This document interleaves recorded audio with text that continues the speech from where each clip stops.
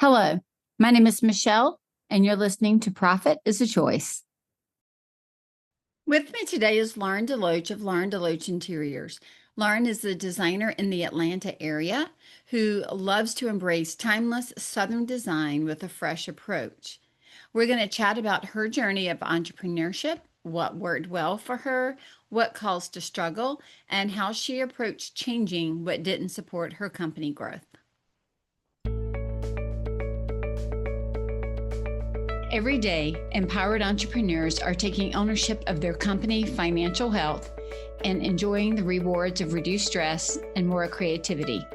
With my background as a financial software developer, owner of multiple businesses in the interior design industry, educator, and speaker, I coach women in the interior design industry to increase their profits, regain ownership of their bottom line, and to have fun again in their business. Welcome to Profit is a Choice.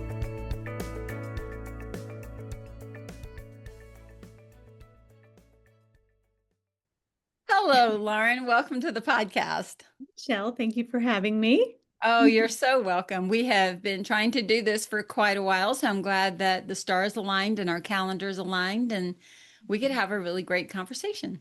Me too. It's good to see you. Um, okay, so before we get started and jump in, there are a couple of things I just gonna lay out. So you and I worked together many years and many years ago. And you have an amazing design firm here in the Atlanta, Georgia area. And you've seen your fair share of ups and downs because you've been in business for quite a while. Before we jump into kind of the meat and potatoes of scaling and growing and those types of challenges, I'd love for you to share a little bit about your design journey. Like, when did you start and how did you start? What made you love design? And did you always know you were going to be a designer? So funny. I just gave a talk this weekend, so this is all very fresh. Perfect Oh, timing. good. Yes, when I think back on how I ended up where I am, I there's like two buckets, signs and people that kind of directed me to where I am. So the signs, I was thinking back in it, like early on when I was young, I remember being, like really into inherited silver that my from my grandmother, and I was probably like 8 or 9, and I remember loving it, and I think that's a little bit weird at that age to be that into silver. I remember, and then I had like an antique iron bed and a really heavy oak Victorian dresser, I think, in my room. And being in my room and moving my furniture around all by myself. I don't know how I did that, but I was probably like that same age, 8, 9, 10, rearranging my furniture and seeing how I liked it best and trying it different ways. And I think that was something. And then I remember my mom, we didn't use a designer, but one time she had a friend help her do some window treatments, and they let me pick out the fabric. And I remember like very tediously selecting this mauve seersucker fabric. This was the 80s, of course, but and I had it in a very poofy balloon shade, made into a very poofy balloon shade, and I thought it was, the greatest thing I'd ever seen. So that combined with the people, and the people would be, my mom was always, she worked for a florist growing up, and she taught me how to arrange flowers, and I remember like learning a skill like that early on. In high school, I lived next door to this couple that had a beautiful home, beautiful gardens, and they took me under their wing and took me shopping everywhere. We went all over Atlanta and then like back roads and up in North Georgia. And we would go to all these little tiny antique malls, stall malls. Yeah. And then all these other little stores. And in addition to like fine antique stores in town. And I think they probably most helped me like hone my eye and talk about what we had seen in magazines and how that translated, into like what I liked. They were with me when I bought the first piece of furniture with my own money that I ever bought. And it was this antique kind of curved petite settee that had a down cushion in this like sage green damask. I still have it. I've reupholstered it, but I still have it. And that's very special to me. I stay in touch with them. They have these beautiful gardens. They're actually very well known for their gardens. They've been in veranda but they just were really special and like really encouraged me to be a businesswoman. And I didn't, I'm looking back, I didn't even think about that, when I was going into business, but they were so encouraging. And then I had a high school art teacher that told me I should be a designer because I was really good with color. And I spent so much time in the art studio when I was young, in high school. And so her influence was pretty impactful. Um, so that was the first time I'd ever really considered it. And then I kind of took a detour thinking I was going into broadcasting. So I went to College of Charleston in communications and then realized I missed creating and drawing and painting and art in general. So I transferred to Georgia, and then my high school art teacher's voice was in the back of my head, and I applied for the design school, and that's kind of where I started. Wow. Yeah. It's so interesting because I've often said I never knew a designer. I didn't know anything about antiques. Like none of that was even in my purview as a child growing up. The things that were around me were textiles, because I grew up in a mill town. So we definitely had access to that. And I mean, I certainly was around people making their homes pretty, but not anything like what you had access to. So it is so, I guess, not that that has to be our route to design and to art and to love things. Mine was very much I mean, I was always encouraged to make things. My mother, so everybody around me sewed and made things. So I was kind of brought into it more from that point of view than maybe the aesthetics of the choice. But it's so important who we are around and who our kids are around. And, I just think about that perfectly placed neighbor beside you that also was kind and invited you to go shopping. I mean, I mean, that's not a common experience. No, it's not. And I mean, they still to this day text, or if they see an article in a magazine. I mean, I think it's been fun for them to see the evolution of me too. Like they remember Yes. those shopping trips. And they taught me so much. I mean, it's kind of crazy to think. Um, yeah, it's crazy. It's really cool. It makes you just think about what types of experiences we give our kids opportunity to explore and who are the people that they're meeting that could inspire them. I just think it's something to just consider. I love how you thought about, Encourage them to yeah, seek it for themselves, because I think oftentimes kids, they don't want to be different, even though like it doesn't even have to be something that seems strange. It's just something that's interesting to them just might be different than everybody else. And if they're not, if they're not pursuing that on their own, I mean, you can only do so much for them. It's like I that's want right. them to seek out the people or the things that they're inspired by and learn from that on their own. Yeah. Yeah. Yeah. What a neat experience. Thank you for sharing that. So I'm curious, when you graduated from Georgia, um, did you go work for other designers or did you immediately think, I'll just start my own business right now? What was that path like after graduation? So when I was in school, I had two internships. One was with an art consulting firm. So that was a firm where we solely focused on the art side of the business. We worked with designers and mostly hospitality or a corporate setting where we were placing art in hotels, lobbies, even like guest rooms where we would like curate the collections and then reproduce them so that it would be like in mass and do those and place them in the hotel rooms. Um, the other internship I had was with Hirsch Bedner Associates, which is a really high-end global hospitality firm. So they were doing incredible projects globally, and so I learned so much on that internship as well in a different capacity. One of the first things I did was work for a designer, Chuck Tuning, um, who was doing the Ritz Paris. And so he had these gigantic presentation boards that he was packaging up to ship over there to go present to a board over there. Um, and so they were these incredible, I wish I had a picture of them, incredible presentation boards that were layered. Like we would have to build up different layers with foam core to make sure all of this stuff would fit in and be like presented the way he wanted it. But he had little silk draperies that were swagged back with silk tassels, little like hand painted canvases with tiny little gilded frames. I mean, the level of like detail and just it was the most exquisite kind of combination of things I had ever seen in person that you could touch. It makes me think of honestly, the little petite maison, the little houses that many of the designers locally did. The little miniature versions, like doll houses of all of these things, but in a flat lay. And oh my gosh, remember the whole foam core and building it up and Yes, and we were scrunching up tissue paper to make sure that all of those levels would remain at the right height and wouldn't get, kind of yes. bent during shipping. But they were so beautiful, and I remember being so inspired. And it was just like it sparked something in me that I think about. I think that's what I try to do in my work now is the layering and kind of the combination and kind of the push and pull of different materials and surfaces and textures and like periods. I like to mix all of that. And I feel like that was the first time I had seen it kind of presented to me in a way that made sense.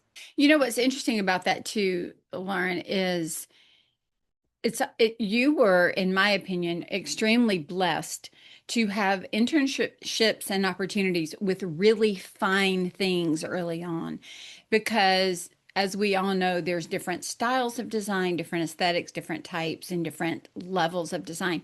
And so, for one of your early experiences to be with the neighbors that you had, and then to walk in and be able to, even see in person.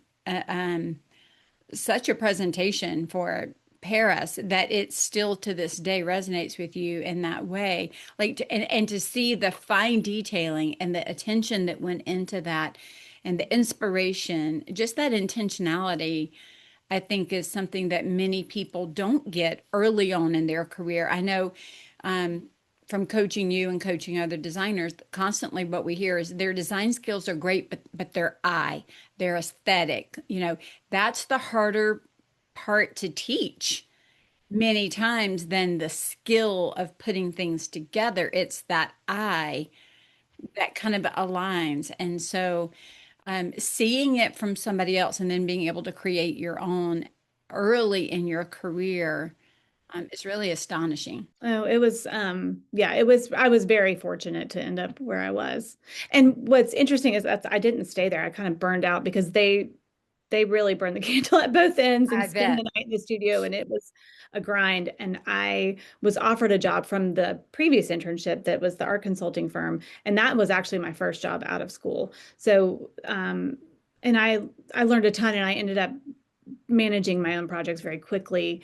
And I actually branched out into doing accessories for them so I got to kind of massage the designer muscle a little bit, Yeah. where I was kind of curating some collections of accessories and styling for them.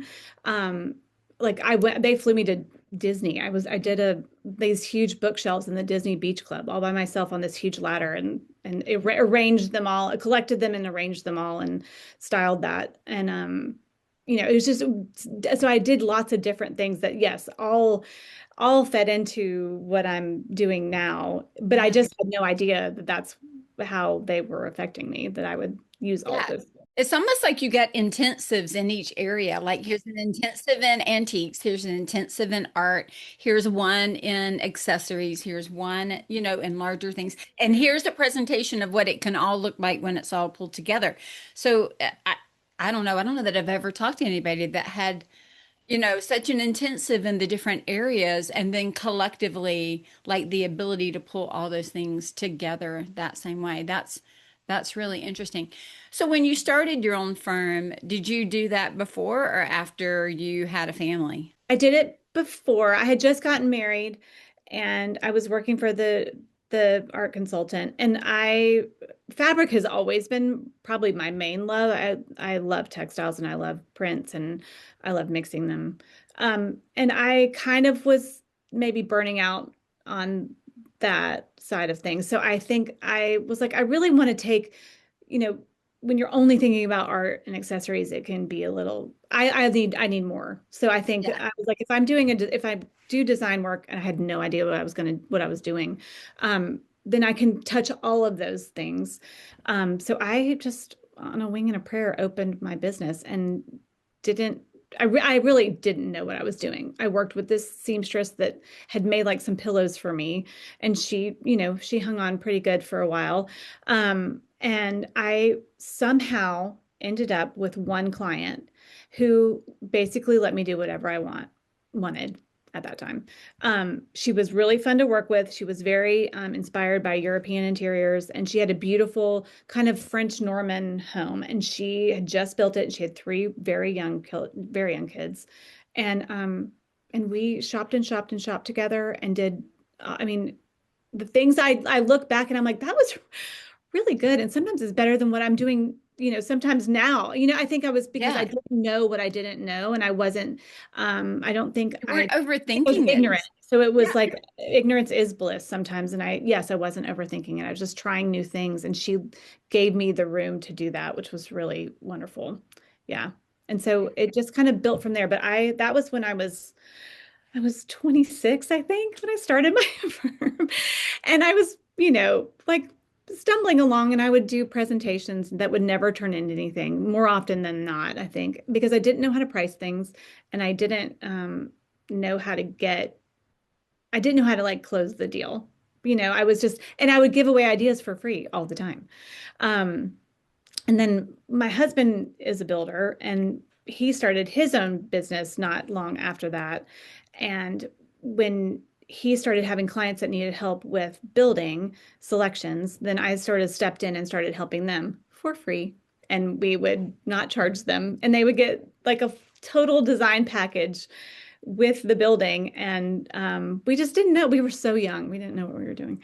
But that's how I got a lot of experience, another intensive, a lot of experience doing building selections. And because he is so good at his job and is very meticulous with the order of things in the selection process, Right. I I had a very good teacher on that, like learning what needed to come next, what works where and why this won't work. And just kind of like and being responsive to builders and to get things specifications to them in the way that they need. And the way that they need. And early on, that also just makes me think of yet another intensive, right? Yeah. In Yeah. the building process, so Easy. that as your business progressed, you're able to take on bigger projects and like projects that go, I want this type of antique, or this is what I love. And you're like, oh, I have some experience, or at least I know where to go or how to think. Like it, I don't know. That's just it's so cool to see looking back. And you know what? I think we all, when we first start, we don't know what we don't know. We just don't. And even going through and getting a design degree, I got a business degree, but back in the day, I mean, I graduated from college in the 80s. They didn't teach us how to start companies. They taught us how to work in companies.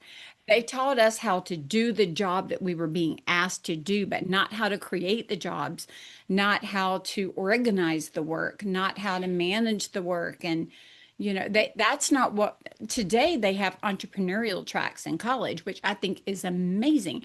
But we didn't have that, just wasn't an opportunity No, and I do the it's same way. almost for especially for creative majors, there should be some type of mandatory, how to be a business person, even if you're not the owner, just be business minded. That's right. That's right. I think that's so true. All right. So you have your family. Yes. And did you keep working or did you work part-time? What did you do? I took a nosedive with each child. So I have three kids that are 5 years apart from top to bottom. And I would still be dabbling and working as much as I could, but then yeah, I would take a big slump and then, chug back up the hill and It then was have, mostly you by yourself at that point, right? Were you? yeah, I had nobody. I Yeah. didn't So, I didn't hire anybody until my youngest was probably 2 or 3. okay. Yeah. And the nice thing about that, I mean, let's be honest, that's the nice thing about owning your own thing and doing design. You can do as much or as little as you want to do. And, that was the same thing for me having a drapery workroom. I could do as much or as little. I could work around my kids' schedules. I could make the business work in the life that I had and still have other pursuits if that's what I wanted. But I could have built that business up like others do to be this huge beast of a business. And we get that choice. To me, what's most important is that regardless of the size of the business, that we try to make it as profitable as we can for what it is we're doing. Whether it's you by yourself or you and a team of five, we just want it to be profitable for what you're putting into it. Which is why I wish I'd met you, 8 to 10 years sooner. Earlier than we did. Okay, so progressing forward, you started hiring and you started building your firm. And I think you and I started talking to each other like in 2019, I think is when it was, somewhere around there. And I remember, I'll out you a little bit because we have a case study of yours out there. But when you came to me, I'm going to say this, you were profitable, you were successful, you had been published, you had some great clients and some clients that were not great. And sometimes the not great wasn't because they weren't nice people, but because there wasn't a structure around what you were doing to help manage the expectations. And so I remember us sitting down and going through your financials. And I looked at them and I remember saying to you, and, which is funny, I remember saying to you, did you even charge them to be out there? And you're like, I did, but not, I've got a lot of billing I haven't done. I've got a lot of this I haven't. And you, listen, you are not the first person to say that to me. So what, right, it's certainly not. And I'm talking all the way back 7, 8 years ago at this point. But it was one of those, I remember telling you, you're such a Southern belle type person. You're so kind, you're so nice, you're so giving, and you're just very unassuming. Like you're not like bulldogging your way into these relationships. And so you just had an understated way of conducting business, but that understated way didn't necessarily have a structure that supported you and the business. It was leaning more towards the greatness for the client, right? How good it was for them.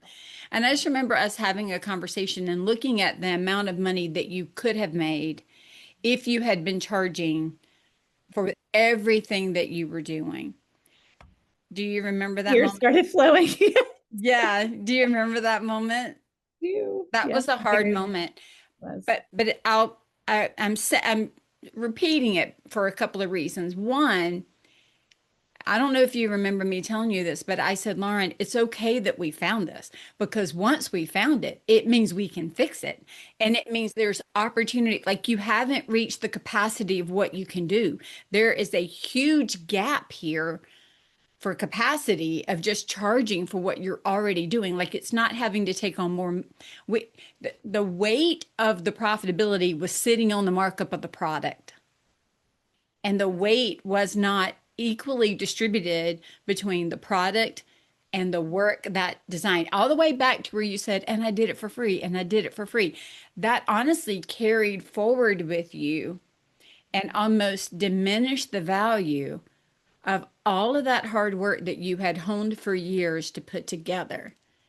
And I think that was what you knew. I mean, you kind of knew. I don't think you knew the extent, but I think you knew. Well, because I would not really sit down and go through numbers and things the way that you sat down and went through with a fine tooth comb. And I mean, probably a lot of that was out of avoidance, knowing that there was Sure. something that I wasn't picking up on or that needed to change. And I, no, I remember that. I remember, well, I think what you gave me a lot of was confidence and value in what I brought to the table because I've always had this mind and an Yeah, eye for design. I think I naturally just assumed that people had that. had it Everybody too. has that. And in talking to you, I think it really helped me realize that that's not true. No, There is a lot of value in that, and that is why people come to me. When if that's they could right. do it themselves, why would they use me? That's So right. that was a really big eye opener for me. And the older I've gotten, the more I appreciate and look and see like the path that I took to get here and how much training I have given myself and have enjoyed. Yeah. some others, just how much worth that has. And I'm so grateful for that. Yeah, it's so interesting that you put it that way because that's the same thing we all think. Well, I do this, it's so easy. Of course, everybody else is doing it. But it's like we say, the plumber doesn't hire somebody else to put the toilet in, but they're going to hire somebody else potentially to do the millwork because that's not a skill they have. It's not something that they've worked on. And so our work together focused primarily on at the beginning setting some boundaries. I always talk about being fair and reasonable to the client, but fair and reasonable to your business. And so we kind of had to do a reset of what is fair and reasonable to Lauren DeLoach Interiors. Like, how do we preserve the business, the sustainability of the business so that it can go forward? Even though it was profitable, it wasn't profitable nearly as much. Yeah, but there was a positive number. But I'm saying it wasn't nearly as, but you weren't being paid fairly because the business wasn't making a whole lot of money. But if we had charged correctly, you would have been paid more than fairly. And so it was just kind of right sizing some of those pieces. The other thing that I remember is you learning to stand up and to own, like you said, that confidence for the work that you were producing, and also putting some boundaries in place with clients. And we had to do a couple of resets, resetting for us, but then resetting for the client. Like, this is what you agreed to. And yes, I have not been as great at following through in, within a week of this. However, this is what you agreed to. This is the cost, and I'm going to need you to pay before we're going to continue.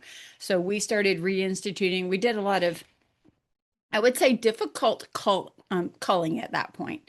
But after that, when you got that muscle good and warmed up, you were able to apply it going forward. Like, it's a lesson that I think has paid off. You just told me before we started record, you said we just build the most we've ever billed, just in the last payment cycle. Last month. Hmm. Yeah, with fewer employees than we've had in the past. And so when you can start to see that, it's not because you just willy-nilly build. You guys actually did the work, but you track the work. You know what's needed to be done. The work is there to be done.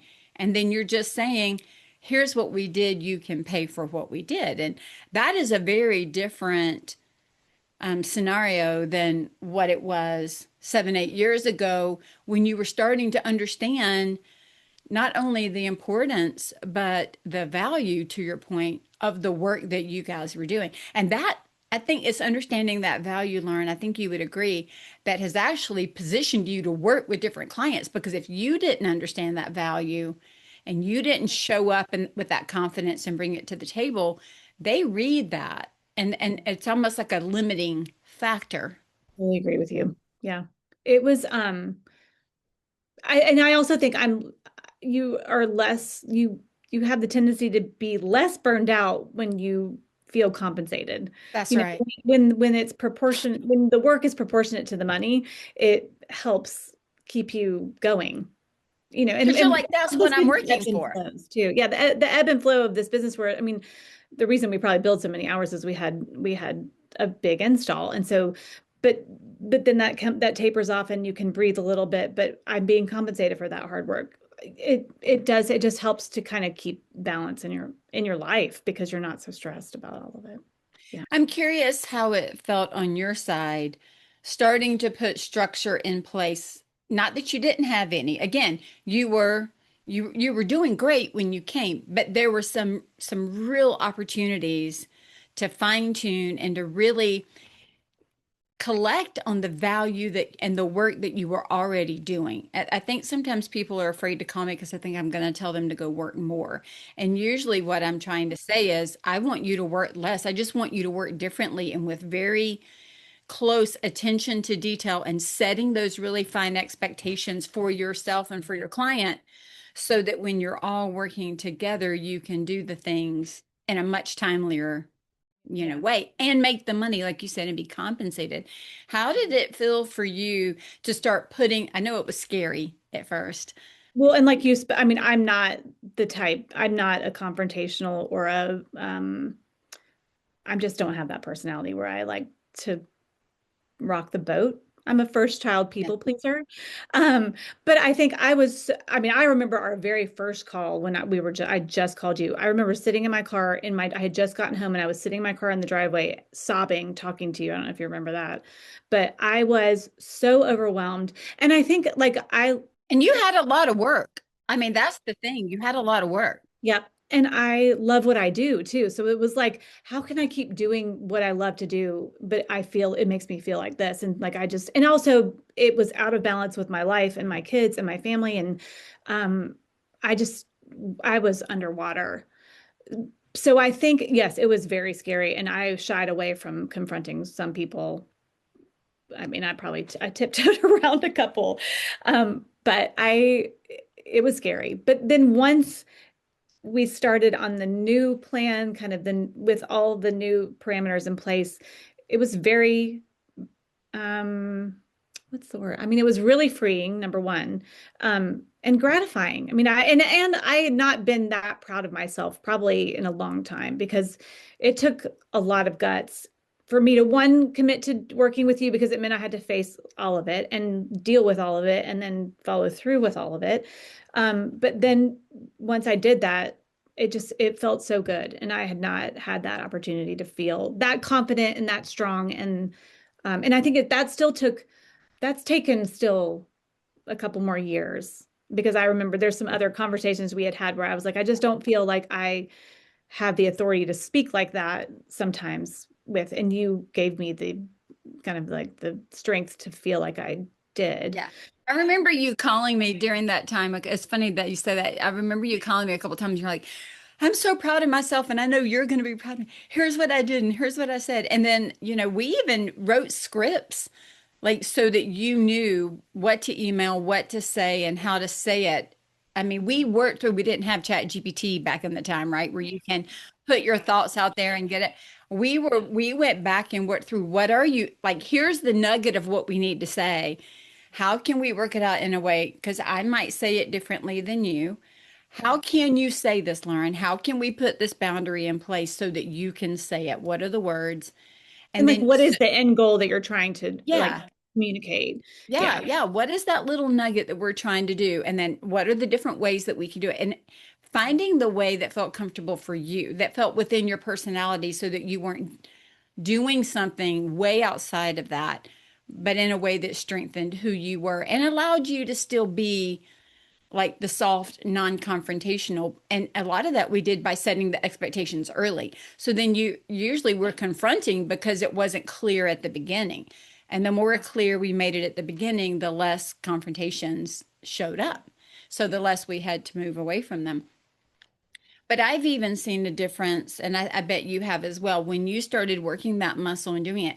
I think there were some people that you knew were not ideal projects and clients at the time that you were worried they were how they were going to react. And I remember going, it's okay if they react that way, because then we just say goodbye. Yeah. You're like, well, just I bless was them. like, Goodbye. I mean, it bless really them and release them and let's move is. on to the Yes. next one. Yeah. And you did it. And a couple of them surprised you in a good way. A couple of them that we thought were not going to be issues, like raised, what? And then a couple just said, okay.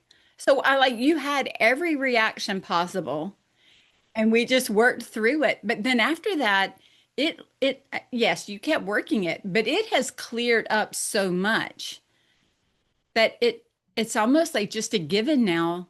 This is what you do and this is how you do it. It's just become second nature to you at this point. Yes. And I think I've gotten so much more comfortable, you know, because it's all laid out in a contract and because I've had years now working the program, if you will, Yeah, yeah. that when we have a call with an incoming client, that we talk about it like it is what it is. And I will say, like, because you're so amazing with your formulas and your numbers and percentages and stuff, we've taken a little bit of that and just worked kind of like what's the word I'm trying to say? When we have jobs, we've kind of been running like how much of a percentage of this was time, how much of a percentage of this was Yep. um, how in proportion product to or the whatever. well, in proportion to the size of the build and what they spent, how much Yep. it is the interior side of So it. then you can start to get these rough estimates. Yeah, so people because I what I will say is, we can work in all ranges, but people are scared if they don't have any idea. And I Right. don't know what we're going to end up doing when we first talk. I mean, it's really, we could, the sky is the limit, but I need to know what your budget is. But people want to know. I mean, it's like, it's just that there, there's so much information that now we have that we can share that isn't an exact number, but it kind of helps people come up with a budget or come up with just at least an inkling of where. Yeah, it starts to allay their fears that it's just going to be this open-ended money pit. Um, but I know that you have also focused a lot on team building, empowering a team, leading a team. That was kind of the next piece that we worked on was how to take this new information and this new profitability because now you're like, now I have a whole lot of work and I'm making a lot of money doing it because I'm pricing it correctly. So now we need to start building a team and working into that. How have you how have you seen your business grow in that way? Because I mean, you've scaled from 26-year-old starting, like you said, nosedive, nosedive, nosedive with 3 kids, to getting back into it, to doing beautiful work, not being compensated fully, learning how to protect the business and the client and charge fairly and have value to now let's build a team. That's kind of the era that you're working on now. What did you find the most difficult when you started hiring a team or bringing that together? There's two things because one of them is that I'm still not a business person. I am a business person, but I'm not a business person up here. That's not where I thrive. You I think don't, creatively first and you think business second. yes. Gotcha. And so finding someone that could really function as the other side of that brain for me was super, super important. And I do have someone like that now, and she is amazing and full time. And and we balance each other very well. She We really, love Meredith. we love Meredith. We love Meredith, Meredith. you're out there. We love you. But she really does balance me out and handles the things that I just don't want to. I mean, it is. She's been a really good adjunct for you, I would say for sure. I know that I've had the pleasure of working with her over the years too. And for people that are going to listen to this, I think one of the really the things that's really important is, if you think about any of the books like E-Myth Revisited, it talks about having that CEO visionary brain and then having the manager. If you look at Traction, it talks about having an implementer. And Meredith very much is that implementer. She's that manager. She's that person that takes some of the, not that she's not giving ideas too, but it allows you to continue to dream and ideate, and then she can help put some structure around it and implement to make sure that it's done in the firm. And so she has a much more analytical mindset to her. She's very logical and then creative separately. You're very right brained, and then the logical is secondary for you. So to have that left brain, right brain mix in a business honestly gives a lot of power because the things that you don't want to do are strengths for her.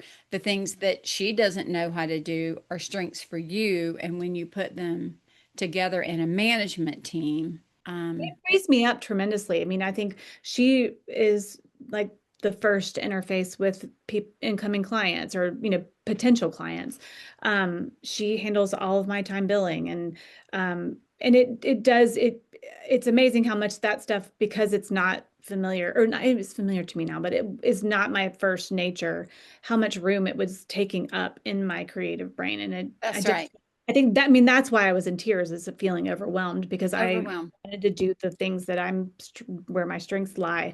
And she can bill without fear, Yes, and that, I think right? that was a huge thing, is like those emails come from her, and I don't mind talking about it with my clients, but I think because of the way that my personality is, I would tend to um I mean, I can be bullied pretty easily, I guess I could say. And she doesn't She take it. doesn't. Well, and she can also say, but you did that work and we're going to charge for it. Like she doesn't have the same emotional connection to the actual creating.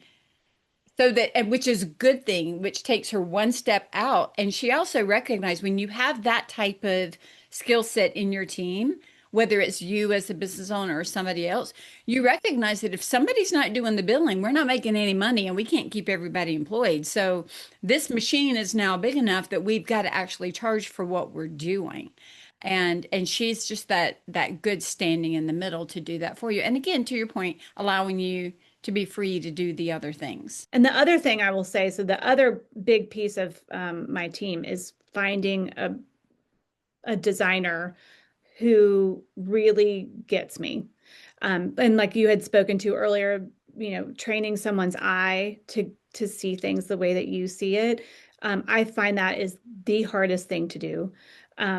And Hannah is who is my senior project manager, senior designer. She and I really do align in aesthetic. Like we naturally have a very, very Right. similar eye. And that, I mean, I could never have predicted that. I just, we just do. It wasn't, I didn't train her that way. She just came to me that way. Um, but that is also a huge weight lifted when someone else can pretty much see it exactly the way that you see it, so which helps them implement it the way that you see That's it. right. And it makes you feel like you can delegate more because they can see it and you're not having to explain that. I think it's the nuance that makes things so hard to delegate, right?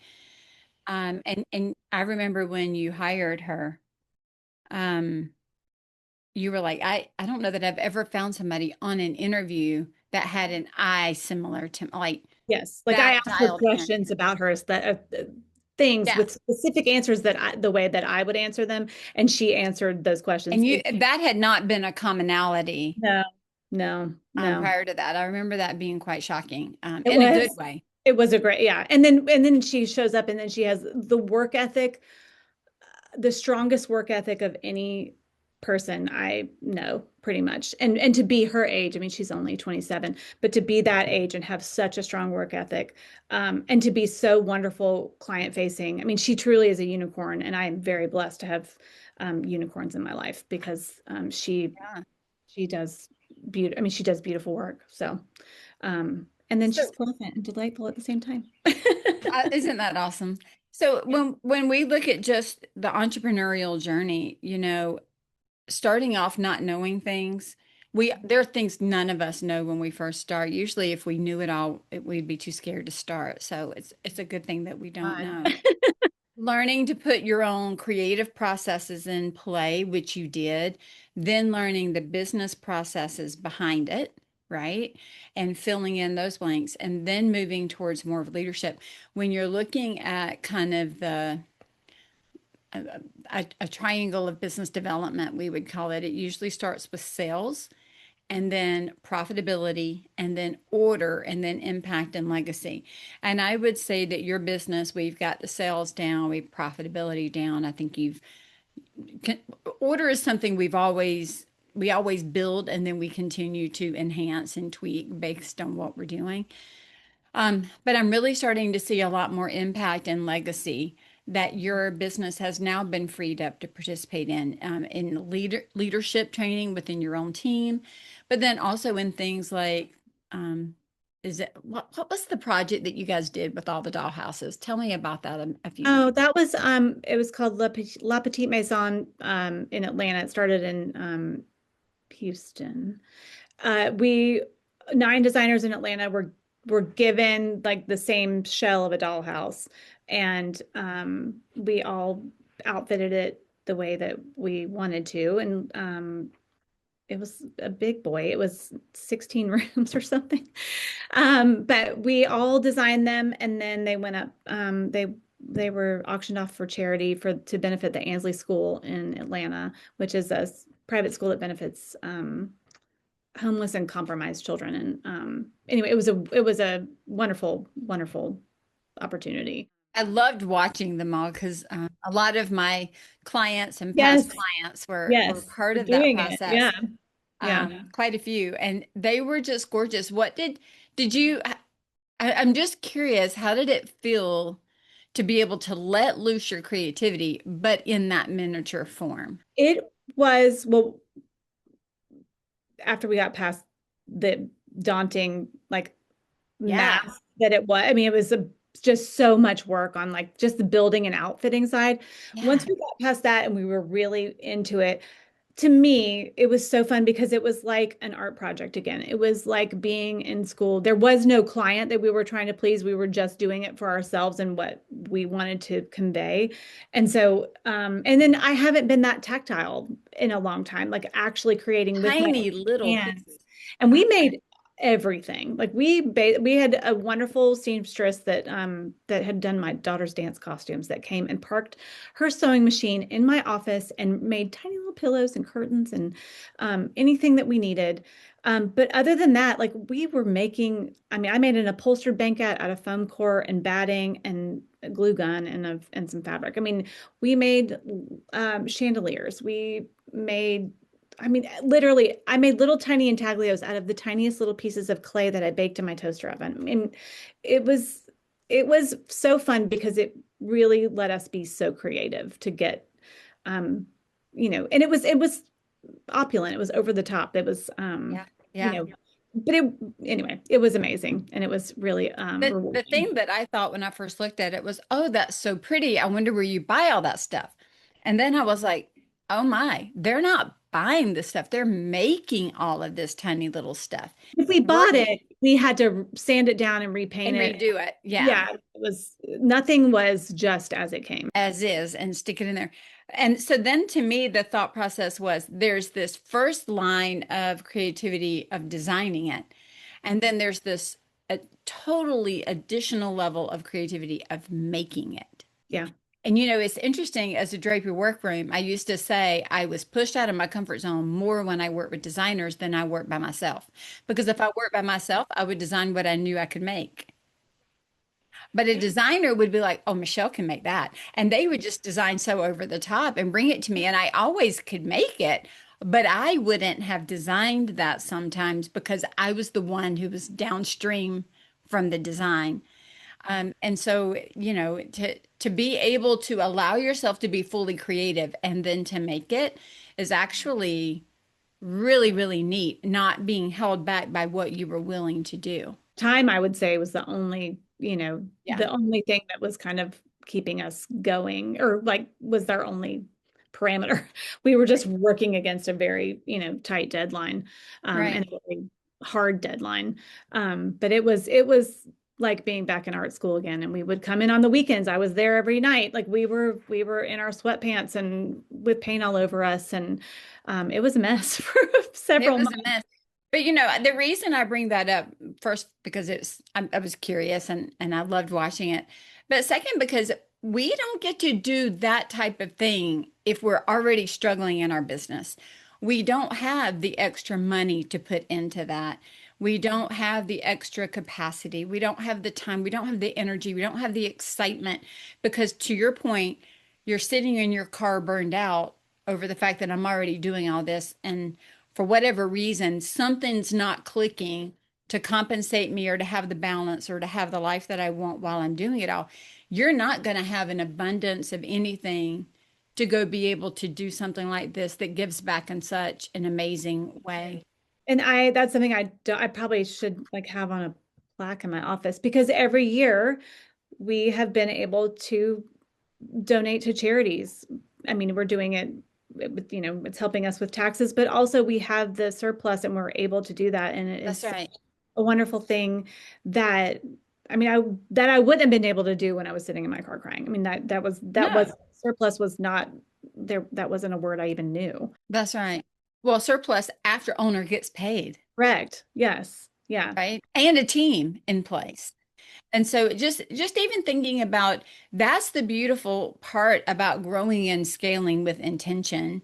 You also didn't, the minute we started making money, you didn't run out and just start hiring all kinds of people. You really have tried to be smart and reflective in the choices that you've made.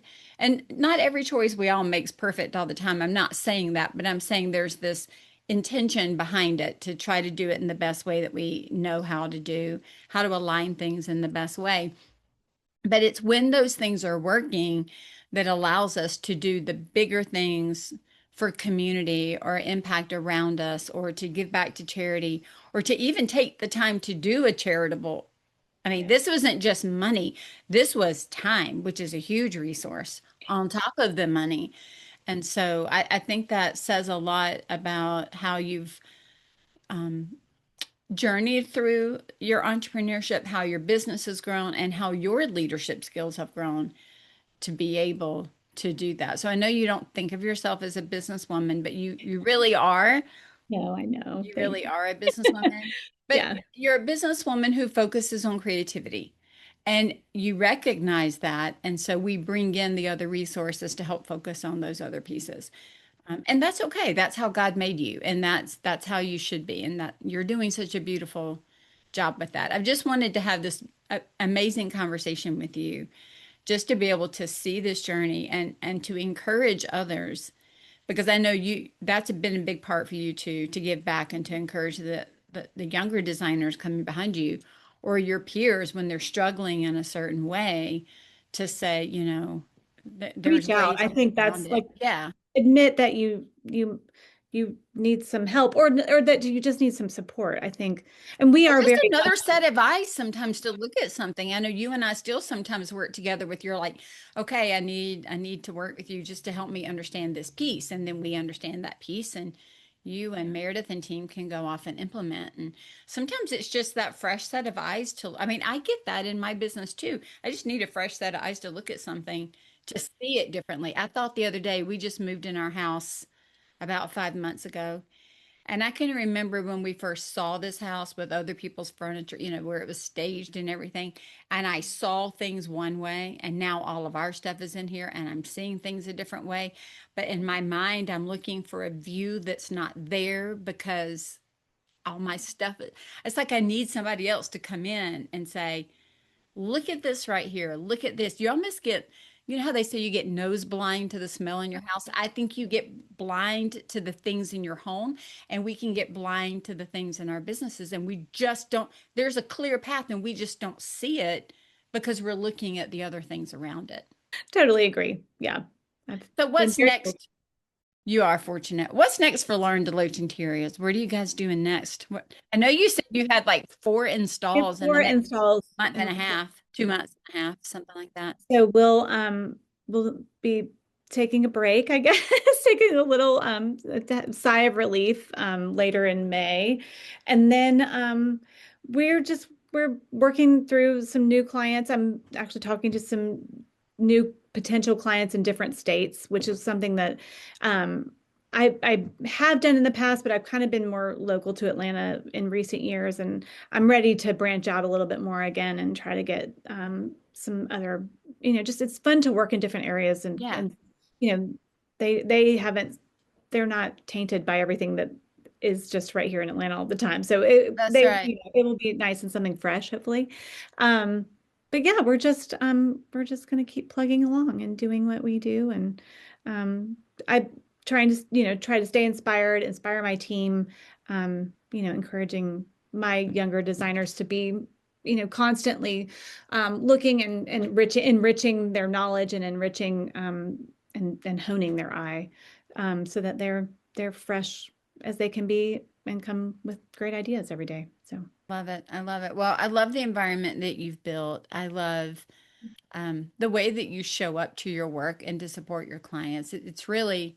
It's beautiful. I mean, you have a beautiful spirit about you. And I am so excited every time I see you get invited to speak, and I see you on these platforms, and I see you doing all of these things, especially in the Atlanta market. And I just know how hard you've worked to get there. And so, absolutely want to acknowledge that and tell you that it's exciting. I'm like your neighbors that took you looking for antiques. I'm over here cheering for you all along the way. thank you. It's very nice to still have your support, and you always send the nicest little notes. So I really appreciate always the encouragement. Well, I wish you the best, and thank you so much for sharing today. Oh, thanks for having me, Michelle. Good to see Sure. you. You too. Lauren, thank you so much for joining us today on the podcast. It can be really interesting for each of us to take a step back and think through our own entrepreneurial journey.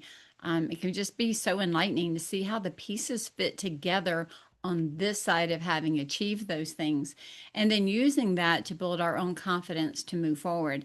And Lauren's journey and recollection of that showed just that same trajectory, if you will. So if you find yourself in a position similar to her, and you just want another set of eyes on your business, I would love to have a conversation with you. You can go to scarletthreadconsulting.com and sign up for a discovery call. Helping business owners create a clear path and to build that confidence is one of the best parts of my business. And so if you need my help, I would love to be able to assist you. Choose each day to be profitable, because profit doesn't happen by accident.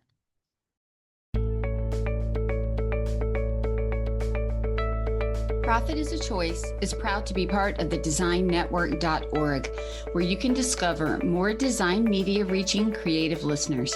Thanks for listening, and stay creative and business minded.